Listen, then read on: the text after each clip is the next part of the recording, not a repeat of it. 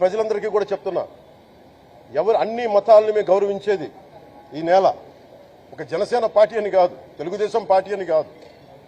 మీరు ఏ పార్టీలకు సంబంధించిన వైసీపీలో ఉన్న హిందువులందరూ ఏం చేస్తున్నారు?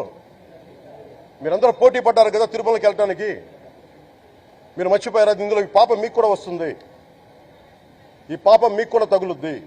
మీ మౌనం కూడా మొత్తం జాగ్రత్త, తరాలు నాశనం అయిపోతాయి. మీ మౌనం మంచిది కాదు. ఇది ఒక వెంకటేశ్వరుడికి జరిగింది కాదు. భగవంతుడికి నిరాకారుడు, ఆయనకి ఇవేం పట్టవు.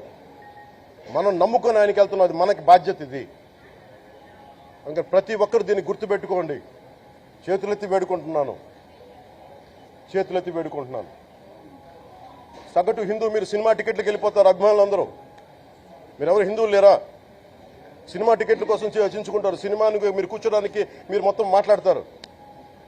అందరిని అడుగుతున్నా, అందరు మొత్తం భారతదేశపు యావత్తు ఉన్న సినిమా అభిమానులు అడుగుతున్నా, మీరందరూ హిందువులే కదా? అత్యధికులు హిందువులే కదా? మీకు బాధ్యత లేదా? మీకు మీ సినిమా హీరోలు, నేను కూడా హీరోనే. నన్ను మించి దేశాన్ని చూడమని, సనాతన ధర్మాన్ని చూడమంటున్నా. మీ కన్వీనియంట్గా కూర్చోబెట్టి హీరోలను ఎత్తడం కాదు, నన్ను ఎత్తడం కాదు. ధర్మం విఘాతం కలిగినప్పుడు ధర్మానికి మీరు మాట్లాడటం మీ బాధ్యత.